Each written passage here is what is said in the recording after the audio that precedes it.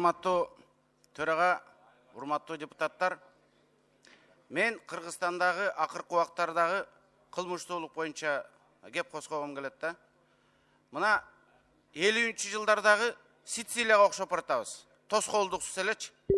Биздин күч органдарынын бүгүн түштөн кийин чакырып премьер-министр келет экен. 12-чи маселе 18-жылдагы бюджеттин отчету. Ошондо премьер-министр күч органдары баары келет, жарым саат ушу кылмыштуулук боюнча бир жарым саат айтып койбойбу? Талкан жутуп алгансы премьер-министр унчукпайт. Мына Мадина базарындагы бизнесменди алып барып өлтүрүштү. Аэропорттон дагы бир бизнесмен алектенген адамдын сөөгү табылды багажникте. Кечөө жакында стратегиялык мамлекеттик ишкананын жетекчисин сабап кетишти. Кыргыз көмүрдүн. Бул мамлекетке болгон кылмыштуулуктун вызову да. Анан эми ошондой болуп атса баарыбыз көрмөксөн болуп отуруп алалы. Кечөө Турцияда Кыргызстандын казынасына 5 миллиард сом салык төлөбөй издөөдө жүргөн Сайматинин өлтүрүштү. Аны өлтүргөн адамдар Кыргызстандын паспорту менен чыгып атат. Сайматинин тээп жүргөн машинеси дипломатиялык номер менен чыгып атат.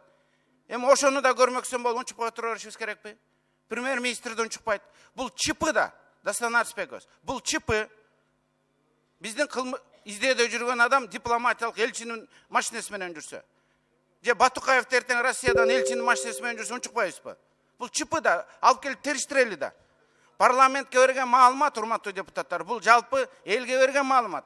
Ошондуктан бюджеттин жана 18-жылдагы отчеттун караганда ушул боюнча жарым саат маалымат берип койсун. Ал эмне болгон номер? Эмне үчүн аны менен Саймати жүргөн? Эмне үчүн ага эч ким жооп бербейт? Биз эми Сицилия болобузбу? Унчукпай отура берсек, урматтуу депутаттар, эртең ошондой эле болот.